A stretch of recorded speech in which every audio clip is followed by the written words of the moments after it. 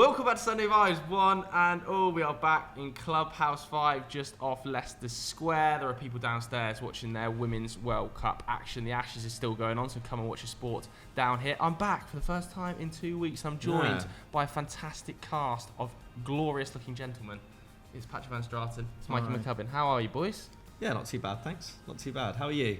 I'm Did you good, enjoy man. your break? The back started to heal from the blistering sunburn, so that's a big positive. I had like one of those. They look like scales. Yeah, it's just so painful. Was you know that a Glasgow spaghetti sunburn? Scoopers? No, this is Crete sunburn. Okay, so basically you've had a degrees. little relay race with your girlfriend in terms of sunburn. Yeah, we've just been going like hammer and tong, and those like spaghetti scoopers where you scoop out the spaghetti, but it's got like almost. Oh yeah, the things. I was using that as a back scratching. Oh, God, really? Yeah. Oh, that sounds awful. That To like shed the blisters, or like to wow. effectively just carve out the blisters, but that won't be getting used for food That feels like preparation. something that will end up on an oddly satisfying compilation. It was God, so that sounds nice, agony. but I am going to have to throw it away. Anyway, as you can see from the title of today's episode, it's a little bit different today. We are going to be picking and debating the best current footballer in the world in each position. We've spoken endlessly about transfers in recent weeks, so we wanted to give you something different. We are then going to allow you guys at home to decide who of the three of us picked best, effectively, okay? So at the end of this episode, we're going to ask you in the comments below to say who had the best overall picks. We're going to go position by position, starting with goalkeeper. Pato, do you want to put forward a name for the goalkeeper position as you believe is the best in the world right now? Okay. Well, I actually think this was quite fun to do because, like, for the first time in basically a decade, fewer than half these positions are automatic. So it used to be like, okay, you've got Messi, Ronaldo, you've probably got Modric, you've got maybe Van Dijk, Robertson. Even in defensive midfield, you had like Busquets or Conte, or it was a really limited pool. This time, I was going through it and I was like, these are pretty unexpected. And goalkeeper, I think there are two leading candidates, but I've gone for Marc-Andre Ter Stegen. Wrong. So I think that this is very, very close between Ter Stegen and Alisson. Yeah. But I think Ter Stegen is at least as good a shot stopper as Alisson, and I think he's as good a distributor. So last year, Alisson saved slightly more XG, like 10 to like 9, that Ter Stegen saved. But Alisson also faced like 50 XG against, whereas Ter Stegen saved like a third of the XG against him. So he had far fewer saves to make, but made proportionally way more saves, if that makes sense. Okay. He saved like a third of the XG against him, whereas Alisson saved a fifth. So I think that's pretty impressive stuff. I also think that Ter Stegen has been at this level now for a really long period of time. He's been extremely reliable. There was a point last season He did have a quite poor season the season before. He's had basically one bad season though, and then he recovered this season with a 95% save rate over the first half of the year. That is outrageous. But I just think that, look at it this way, Alisson last season helped Liverpool go from having like a truly diabolical season to merely a quite bad season by their standards. Ter Stegen, I think, is the reason Barcelona won the title. I think it comes down to that. It was their defence that did it, and their defence, in the raw numbers, how they actually looked on the pitch as well, was not as good as the raw goals conceded ended up being. And that's down to Ter Stegen. Ter Stegen has been so reliable there during periods where Barcelona seem to have had no plan, have had a bunch of substandard managers, have cycled through some woeful talent. Ter Stegen has always been a really, really good shot stopper at the back, and he is absolutely integral to the way that Barcelona play football. And in a way, the most Barcelona player left in the squad, bar maybe somebody like Pedri, might be Ter Stegen. Like, he really does sum up the style that they want to play in. So I just think, Ter Stegen and Alisson's performance over the last year, about even. But Ter Stegen won his team the title. Alisson didn't do that. Not entirely his fault, but I just think that it would be remiss of us to all say Alisson when somebody is at least very, very close to him. Are you saying Alisson? Yeah, I've said Alisson, yeah. I've said Alisson. I think, I think if we're going just on last season, I think Ter Stegen and Alisson both, they're both very, very close, but I just think Alisson has been, over the last 3-4 years, I mean, he's just not put a foot wrong since he's been at Liverpool, aside from like the first month where he had a couple of kind of blunders playing out from the back. Yeah, and the blunders against City, I think, back to when Phil Foden scored the brace at Anfield. Yeah, but I mean, I just think, when we talk about ter Stegen being essential to Barcelona's style of play, like Alisson was the kind of final piece in kind of Jurgen Klopp's puzzle when he originally built that title-winning side, that Champions League winning side, and he's kind of remained so. Even when Liverpool's defence has kind of fallen apart this year, saved them on a number of occasions, one-on-one. I don't think it was last season. I think it was the season before. The amount of one-on-ones that he saved was just outrageous. And yeah, I think that Liverpool defence. I mean, we can talk about Barcelona's defence and general structure having not been as good as Liverpool's, and so ter Stegen has had to maybe been called upon more over the last few years. But then I think without Alisson, I don't think Liverpool's defensive structure is anywhere near as good. I think it's him and Van Dijk who are really the two most essential players in that kind of 2018 to 2022 period. And it was only really last year where we saw like Alisson having to be called upon time and time again to save Liverpool's skins. I think he just takes it for me. He takes it for me. I think it is relatively close.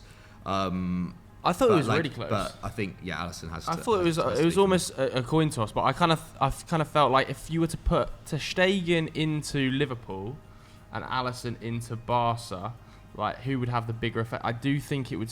I think ter Stegen would struggle more in Liverpool than Alisson would struggle in Barca. So maybe that's a function of them having. I think neither would really have any effect. I think like their output has been basically even. And actually, I don't think anyone would replicate what ter Stegen did last season, including ter Stegen this coming season. Like it was that insane. Yeah, it as was. A season. It was, but equally, like I think him in that Liverpool backline with the state of it last season, with the poor nature of the defensive midfield and the amount of shots he was facing on goal, I just think there's something about Alisson, his like stature, that even when that's happening, it like Liverpool seem to be able to kind of muddle by, whereas ter Stegen, I think, definitely had a better season last year, but there's just something, I don't know, I find it really hard to put I've seen ter attributes in Stegen words. beaten at his near post a lot more times than Alisson. Like stuff like Really? just I've stuff seen like that that. happen Yeah. quite I a bit think to back to Alisson. like Rashford last season at the Nou Camp when he beat ter Stegen at his front post. Maybe that's what's like standing out in your mind there. But I don't know. I find goalkeepers really hard to like argue, specifically statistically, because it's like more of a feeling of how they can command the area. Like Alisson is just such a presence at Liverpool with his leadership. Yeah. And I'm not saying ter Stegen isn't, because I think he is part of that new leadership group, isn't he, that Xavi's implemented. But for me, Alisson just is like the perfect goalkeeper. Also useful in the other box as well.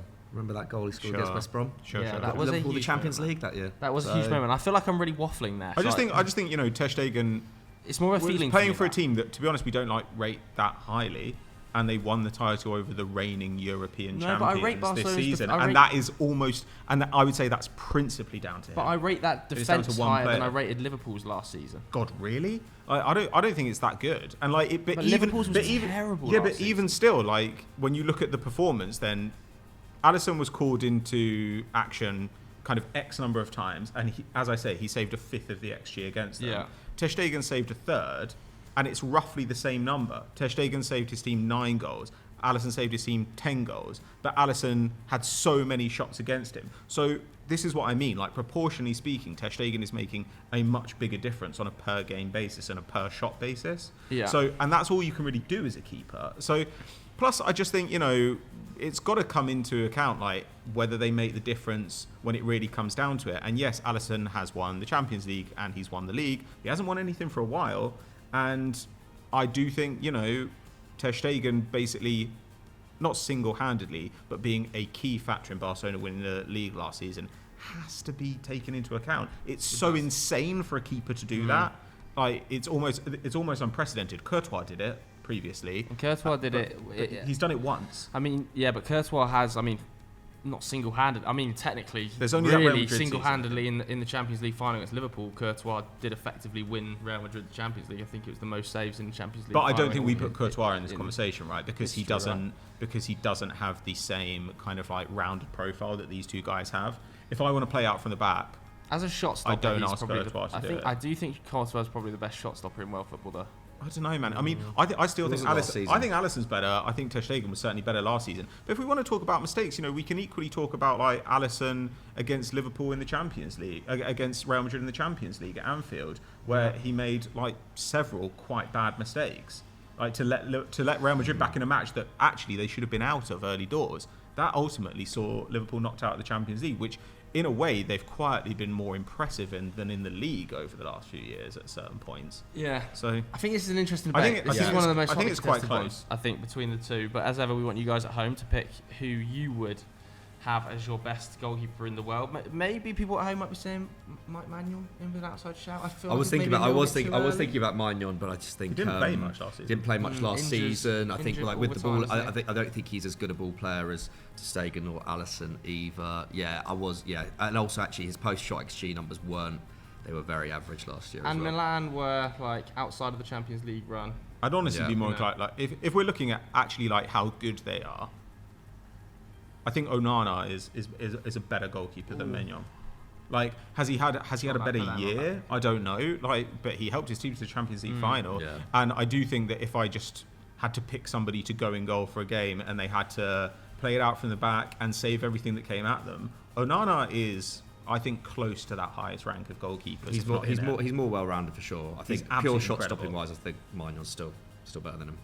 Okay, so goalkeeper is very tough. Right backs then. This is going to be interesting because I think we might all have slightly different profiles of right back. I've personally gone for Kyle Walker. Okay, I have as well. You've gone for Kyle Walker as well. I understand. Have you gone for Trent? I've gone for Trent. I understand. Which I think is going to be less popular with the fans. I just think that if you were to give me a single match, like a one-off game that you had to win, I would take Kyle Walker over any right back in world football because of his defensive one-on-one ability. I don't think I've ever seen. Yeah.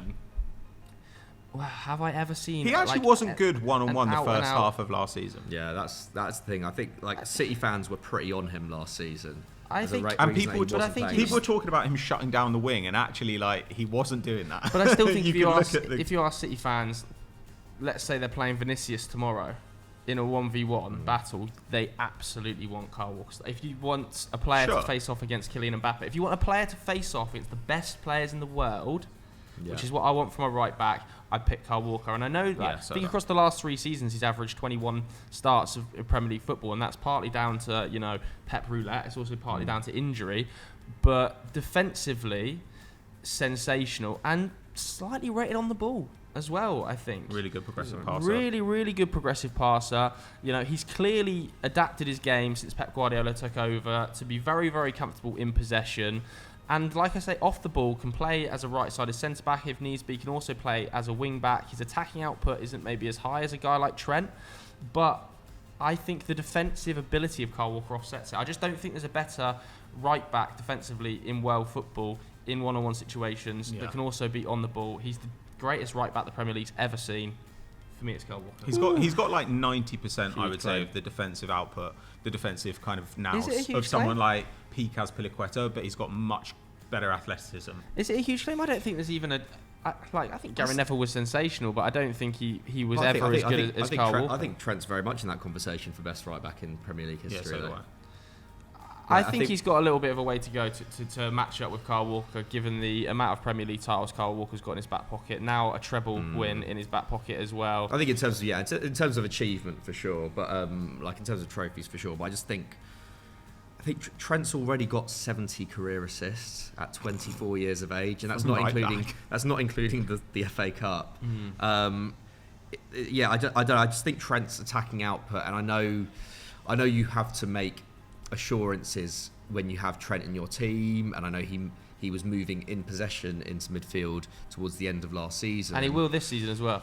But at the same time, I mean, a year ago we'd all be having Joao Cancelo in one of these positions most probably, and he was doing something pretty similar at Man City. I think that's just like, we just have to accept that that's what a lot of fullbacks are doing at the moment. Like, it's just a bit of a trend. But I don't think you would have said that Joao Cancelo is as defensively suspect as Trent. Nowhere near. In fact, he was quite often the I think Trent is obviously like the greatest attacking right back the league's seen, but the defensive the suspect nature is defending in 1v1s, and how you often see major clubs isolate him on that right back slot. I think you have to take that into account for a right back position. If we were just talking talent level, probably is Trent. Like, the ability to pass the ball like he's got is like you never ever see it from a right back. But I just think you have to take in the defensive ability to some level. Not saying he's crap, but I don't think. Yeah, I think he's had probably his. Like, I think last season was a tough one. Like, it was defensively his worst season. But I think before that he was kind of underrated. I don't think I actually. Especially when he first came through at Liverpool, I remember him seeing shut down players like Leroy Sané on the left wing.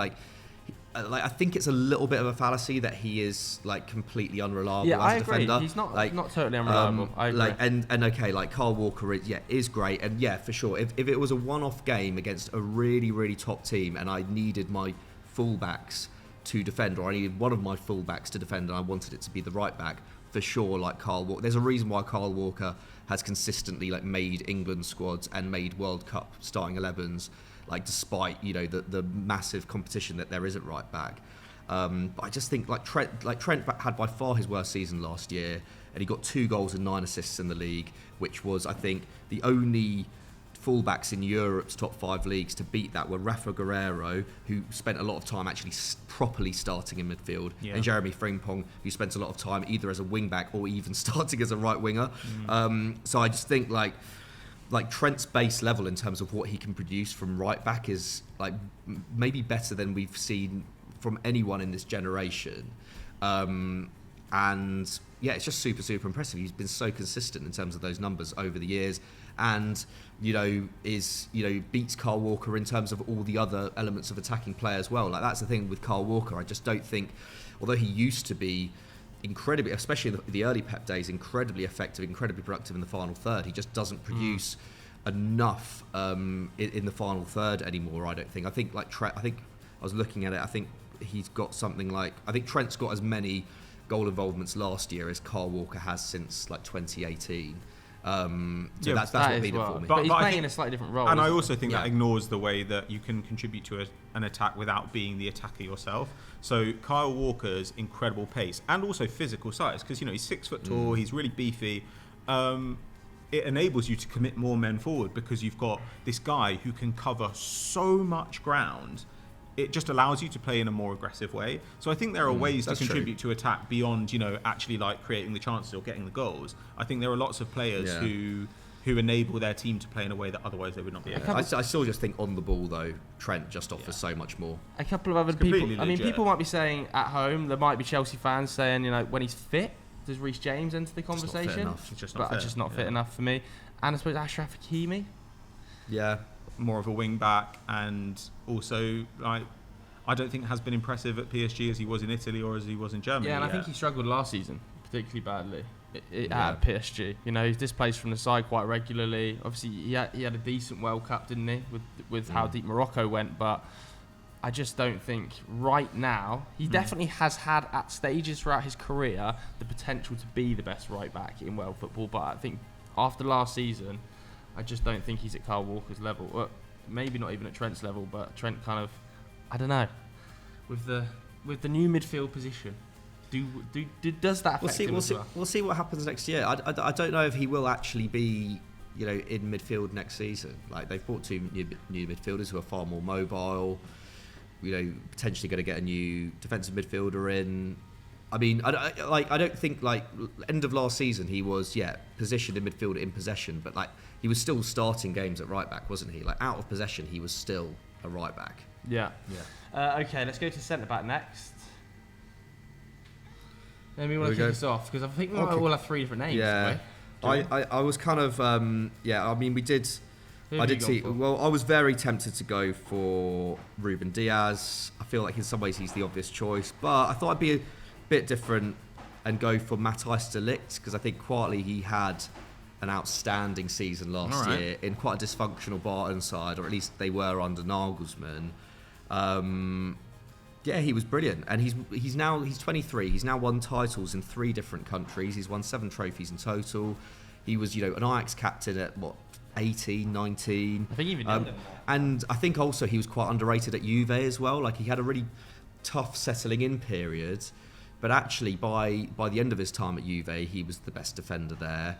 You still commanded a huge fee to go to Bayern, and last year was easily the best player in Bayern's backline, including the goalkeeper. A Bayern side that were very susceptible to the break, but like he held it down, and ultimately kind of won them the title. Actually scored a screamer against Freiburg, about 7 weeks before the end of the season when they were struggling to win games.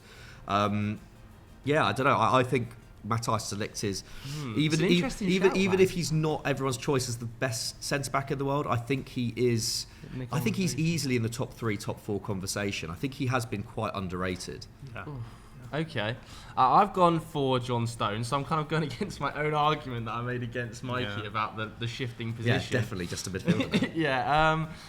But I think because he's that good that he can play in midfield at times. No, he's not starting as a midfielder, is he? But he can move into midfield areas in the world's most complex system under Pep Guardiola that demands an insane amount of on-the-ball ability.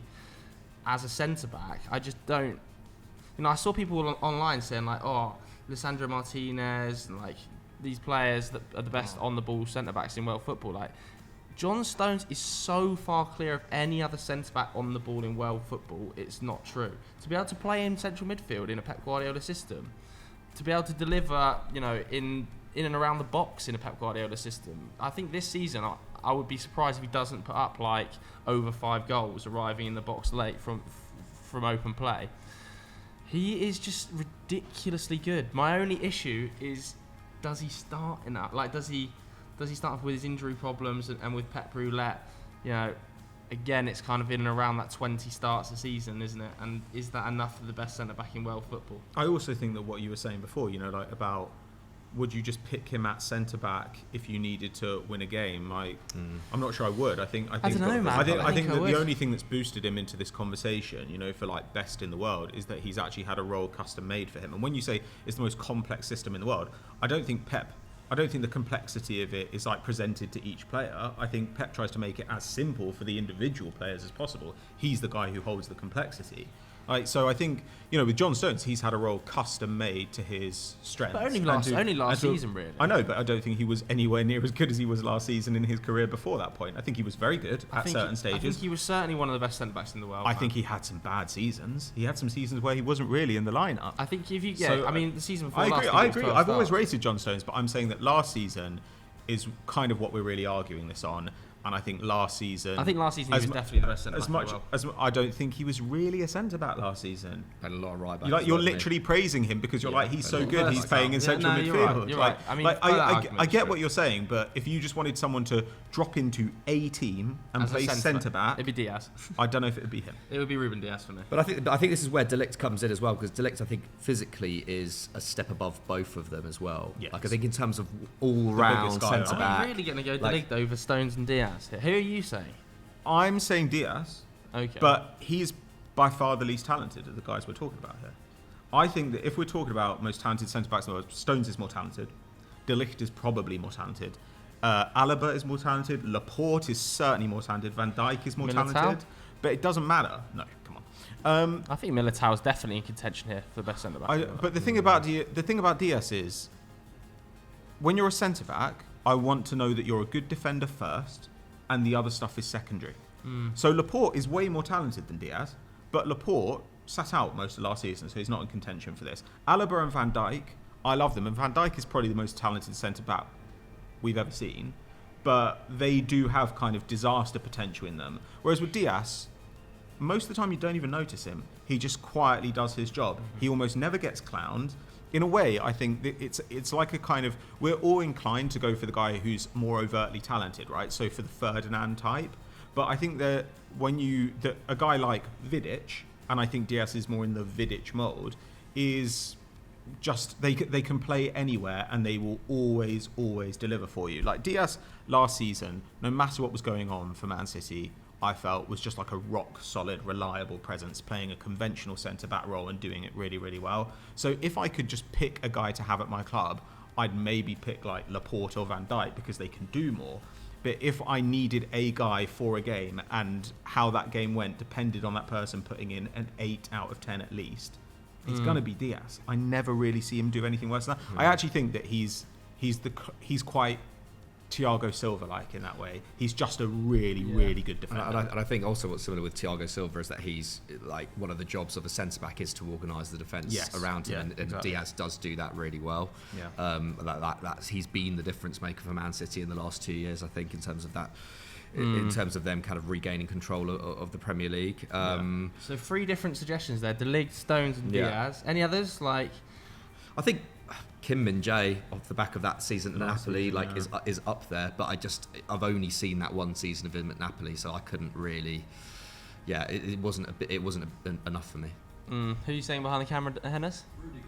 Rudiger. Not too sure. Rudiger is great though. I think a bit like Walker in 1v1s. If you want somebody to have it off with like a bigger, the world's best striker, then I think Rudiger is up there. Like, he is a contender. Yeah, he did have a bit of a dodgy kind of first 6 months at Real. Though. I think the same with like Ronaldo Araujo at Barcelona. Like, if you want somebody who's just going to stick up alongside a really dangerous forward, he would be up there. I think in a few years' time, Araujo will be there as well. Like, I think partly as a result of just not being part of a great defence and having a lot of injuries as well. Yeah, and I think if Marquinhos had ever left PSG, I think Marquinhos would be talked about in this way. I think Marquinhos has really quietly had like an amazing career. He's been an amazing, and he's played in midfield for really demanding teams as well. He's played at right back, he's played at centre back. He's just super reliable, really intelligent guy. I don't know, he's a great player. Yeah, okay, so that's a bit of a debated topic. I think this left back slot for me is the weakest. This is rough. I think this is the weakest it's been in an awfully long time, world football, the left back slot. Yeah. Like, I've gone for Theo Hernandez. Yeah. I just really couldn't find another option. I think Robertson had a really down season last year comparatively to his own high standards. So he is probably the best, assists, like at his best. Yeah, but like I just felt like I couldn't pick Robertson off the back of Liverpool's down year, the nature of their defending, and at times, I think there were Liverpool fans who were asking for him to be dropped from the starting 11 for Tsimikas. Like, can you be the world's best left back if people are asking for you to be rested and dropped because you're not at the level you should be? I don't know. He's played like 50 to 60 games a season for years now. I know, and that's the problem, the best clearly, players in the world get team. tired.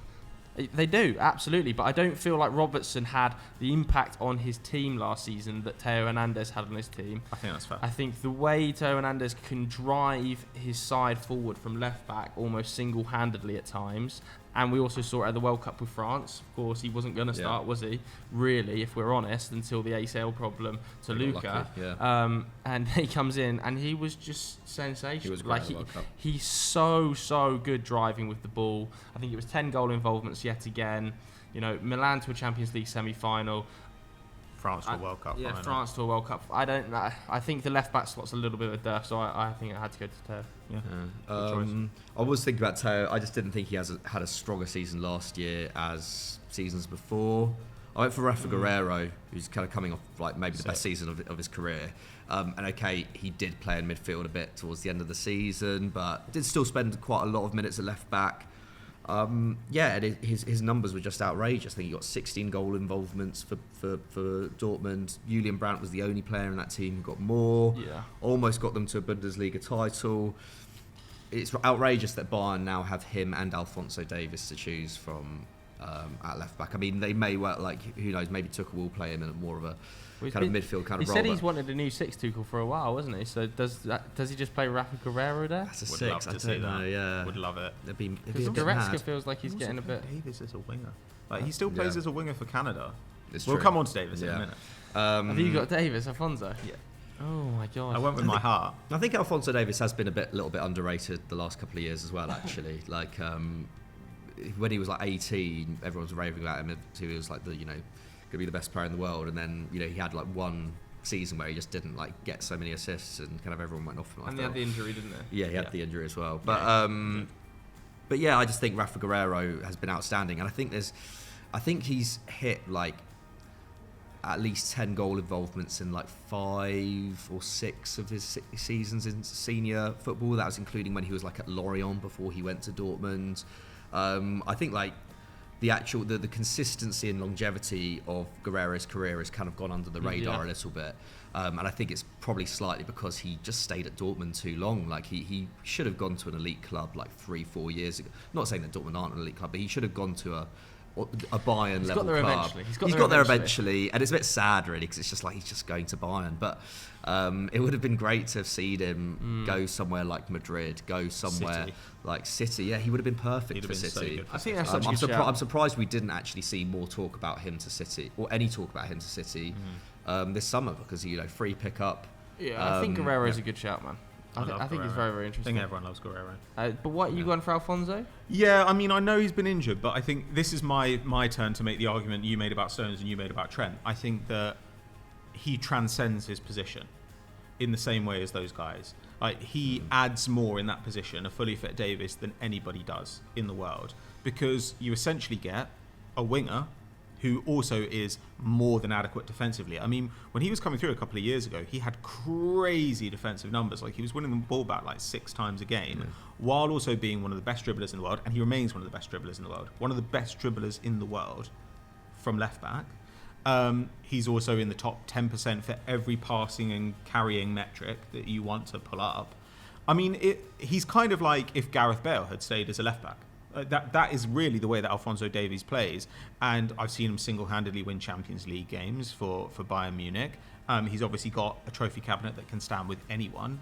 He seems like a really smart guy as well, but I just think, is there a part of me that would like to see him go to like a Liverpool and be a proper winger? Like, yeah, of course, but when he's on song, he just gives you more than absolutely anybody can. Like, it's like Roberto Carlos. Like, it's actually staggering. Like, he locks down an entire wing.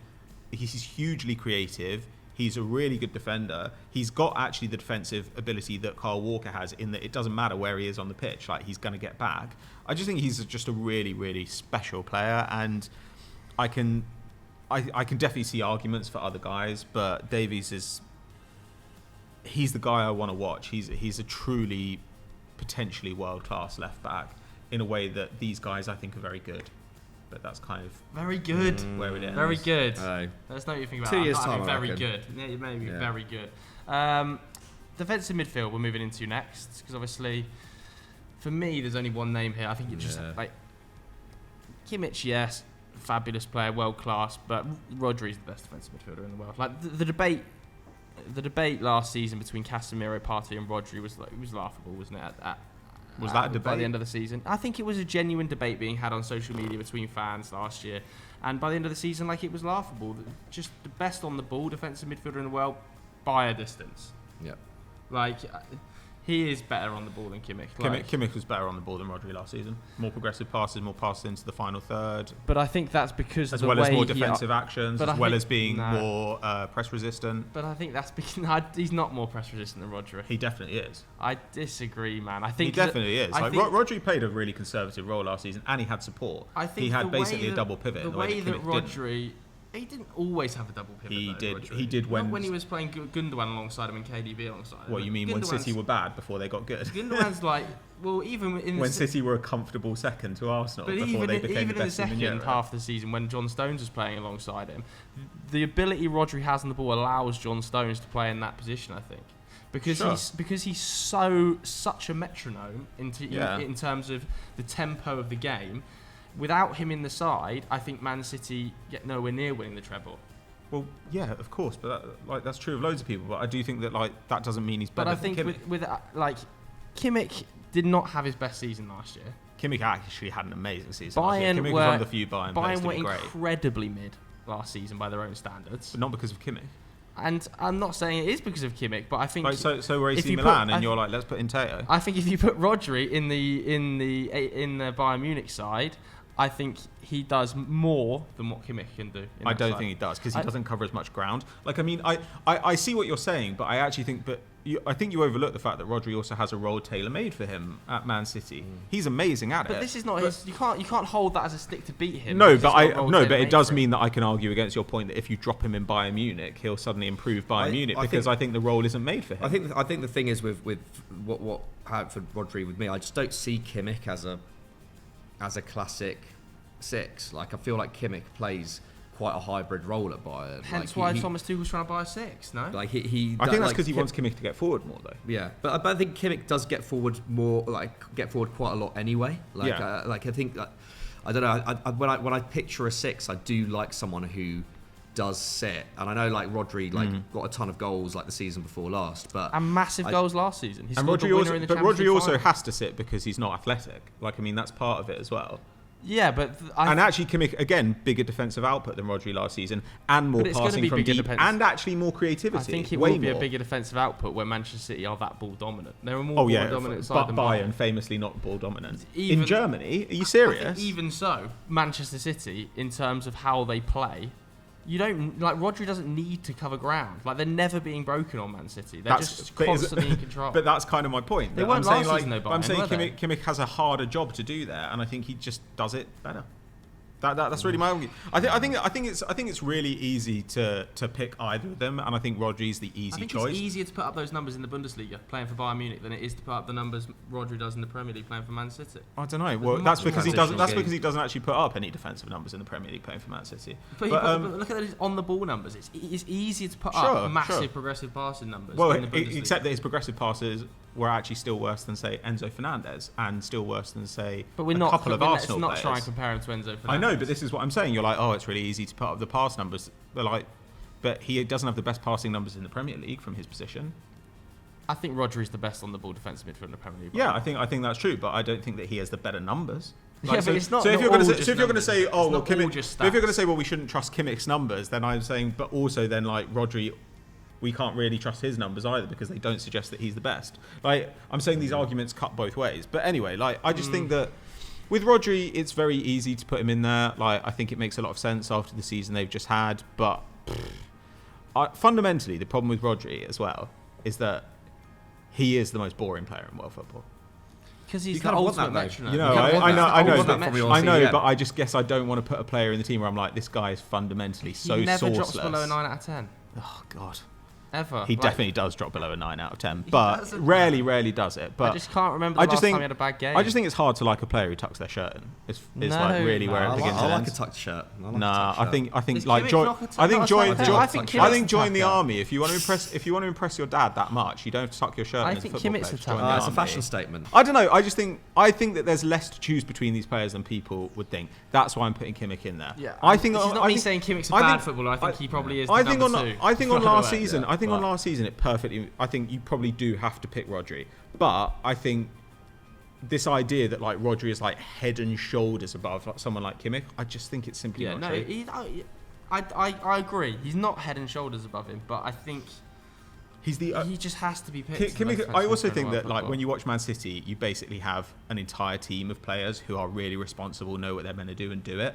And Pep just drops even the most talented guy if they're not doing it. I think with Bayern, you've got a bunch of idiots and loads of donkeys who behave like morons defensively in every game. And so often I'm like, Kimmich is the only person on the pitch who's kept his head. But do you not feel like I feel like personally like Rodri is the only undroppable member of the Man City squad alongside Haaland. Like he never gets rested. That may just be because there's not the level of competition. 50 million on Calvin Phillips. Yeah, but we all agree. Calvin Phillips was injured a lot last season, and he was overweight, like Pep said, to play the way he wanted him to play. I know what you're saying, but like he is the one player who doesn't get Pep rouletted. But I think that's natural when you're a kind of possession side. I think your deepest midfielder is always going to be your most important player. It was quite similar for Fernandinho. And Arsenal have just paid like 100 mil for Rice because they want Rice to pay 38 games a season. Even like KDB gets Pep rouletted at times. Like Ruben Diaz does.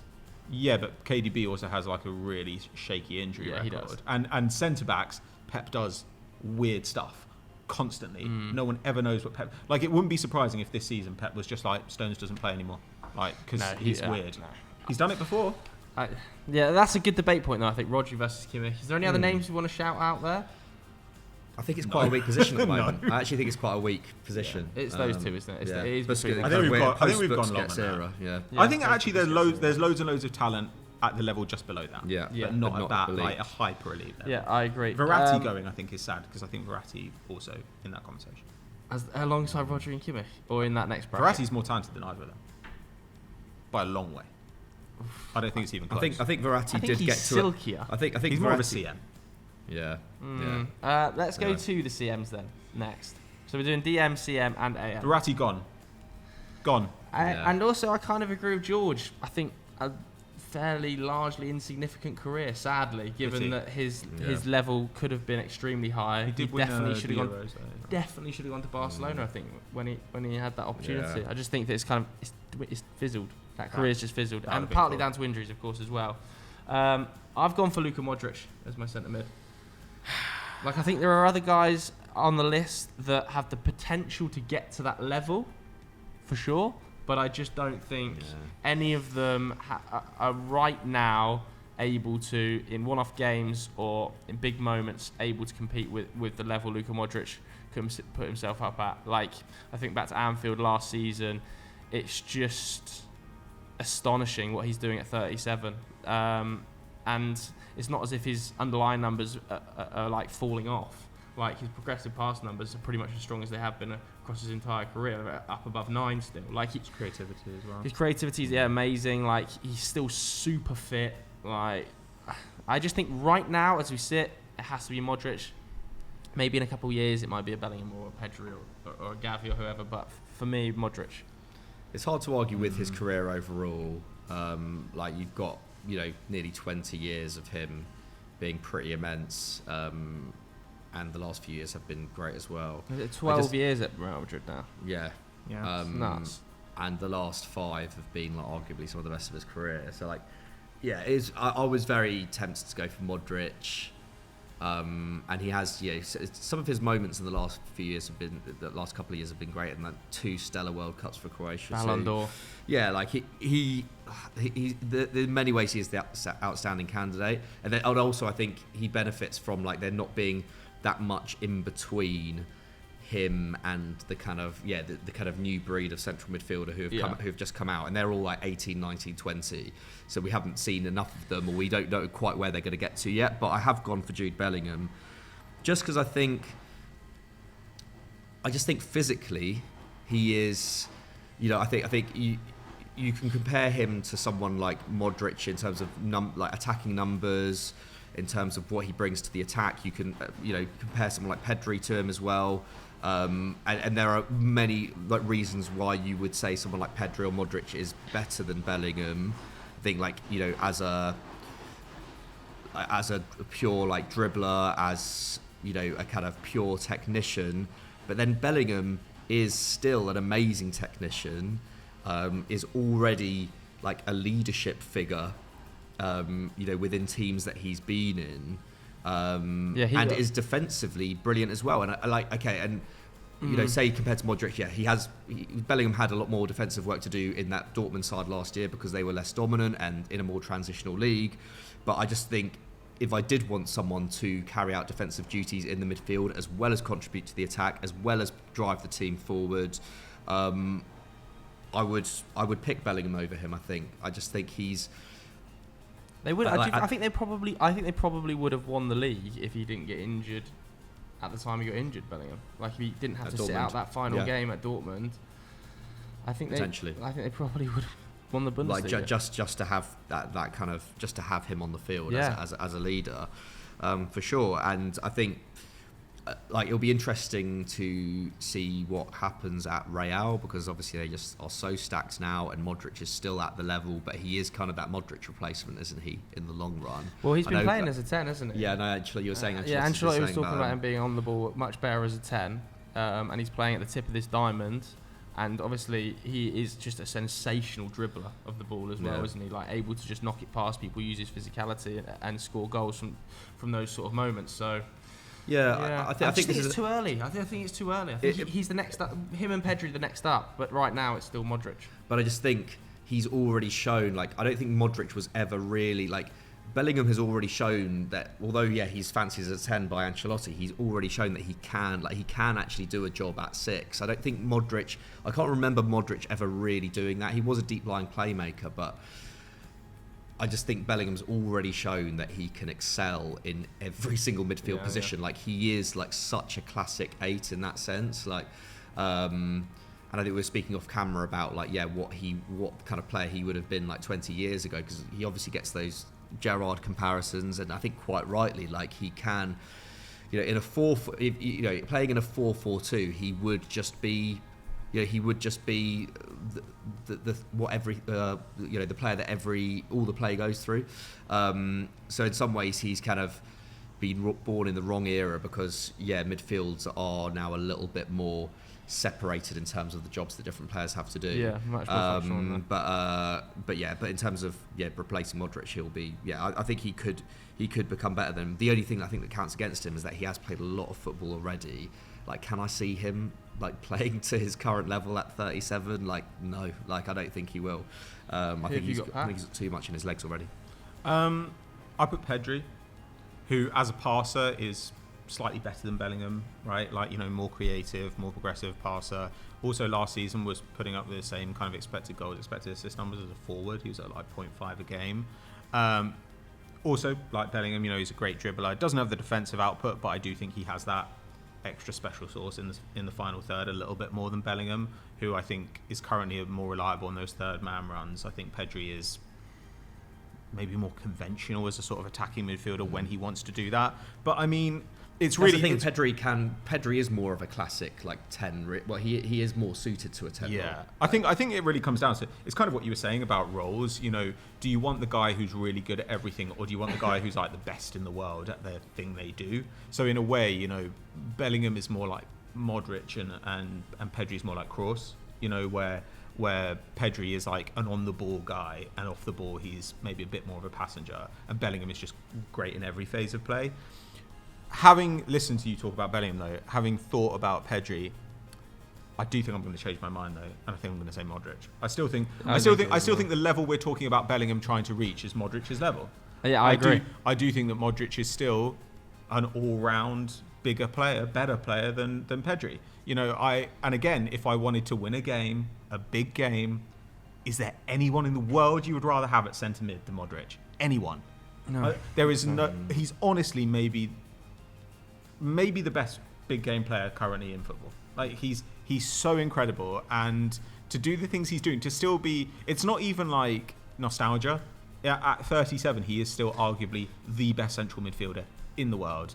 He's an incredible passer. His defensive output's always been underrated. Amazing ball mover. Can still just burst through midfield, in the way that he used to when he was young. Yeah, Anfield last season. Yeah, and true magic. There are times where Modric will do something. It will win his team a game out of nowhere.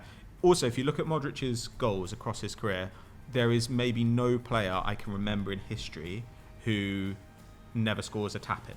To the extent that Modric does. Every goal I've ever seen Modric score has been a screamer.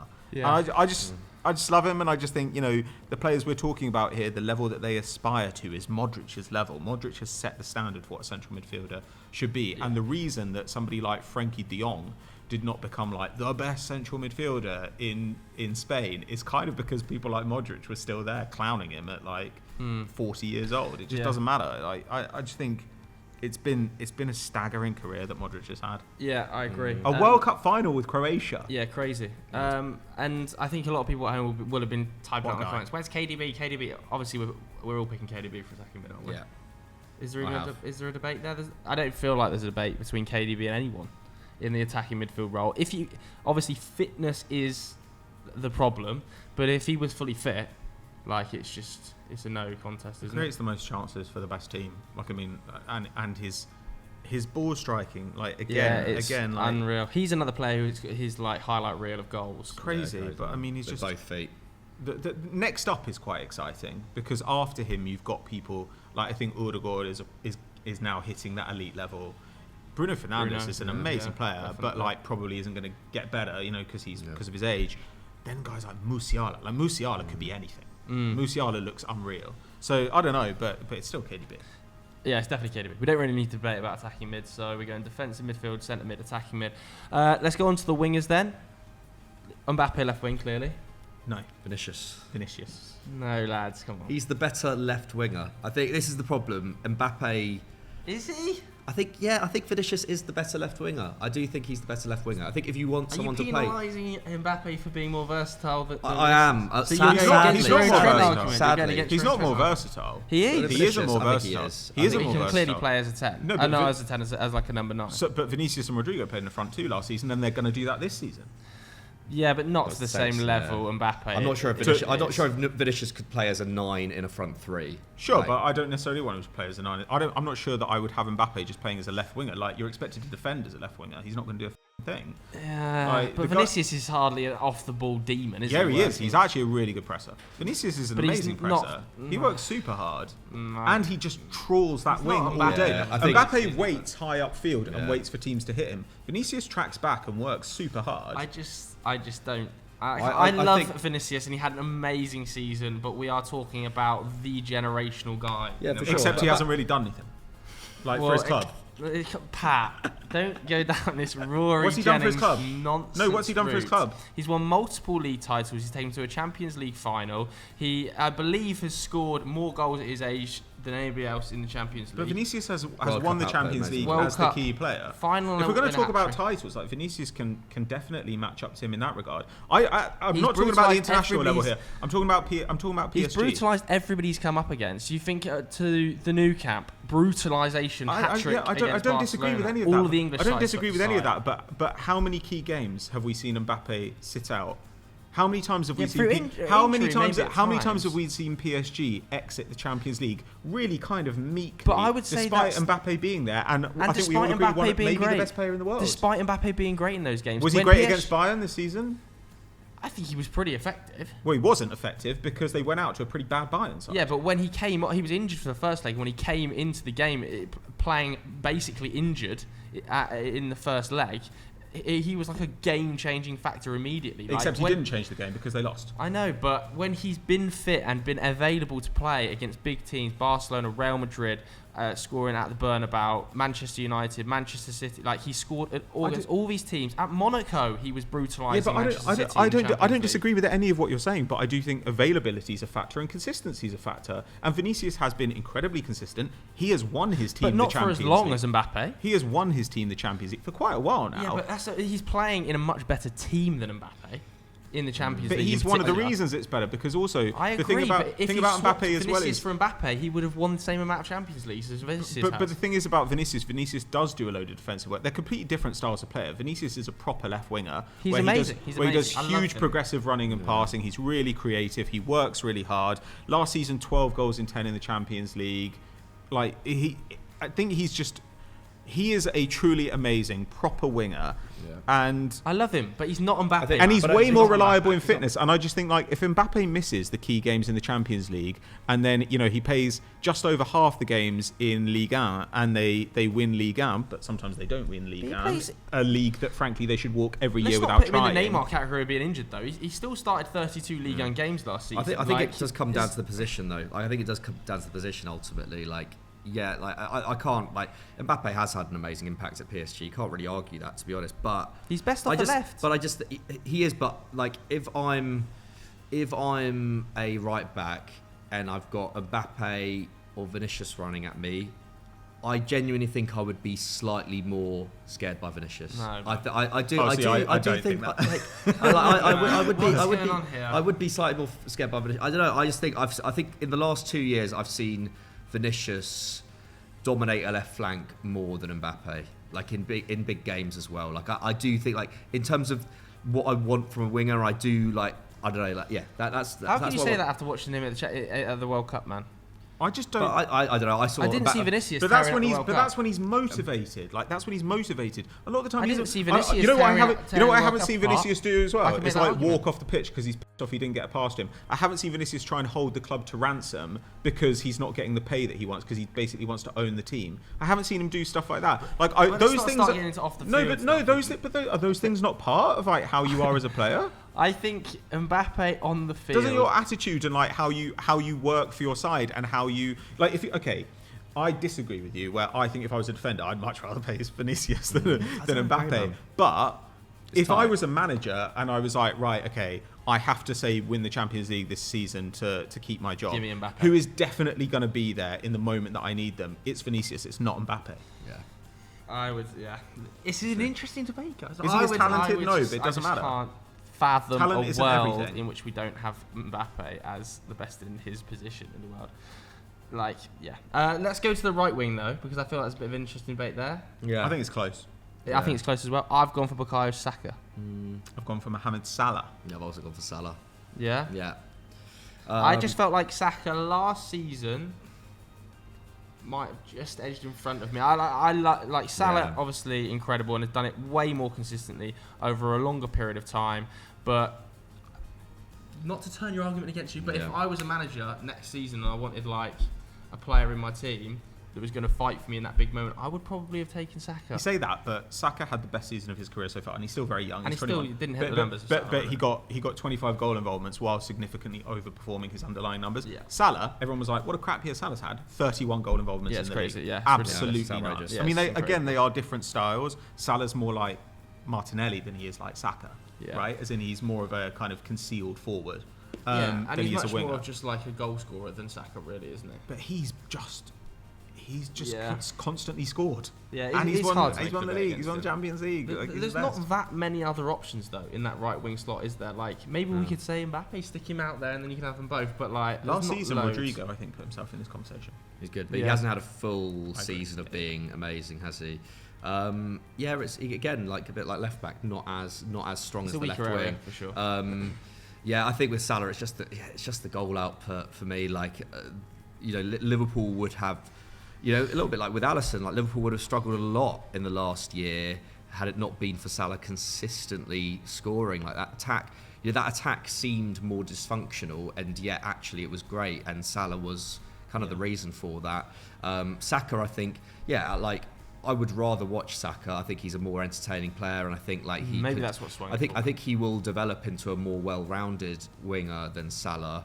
But even then, Salah's creativity actually, I think, has always been fairly underrated. Yeah. I think people always kind of, I think when him and Mane used to have like little arguments, people would be like, oh, because Salah's so selfish compared to Mane, even though Salah would like create more chances than Mane for teammates. But I'm kind of getting off the point here. Yeah, I just think Salah's goal record in the Premier League is mad. Like I think Salah is the most consistent goal scorer in the Prem since Thierry Henry, and it's just like how I can't look past that. Like that's so outrageous Aguero? that a right winger has done that.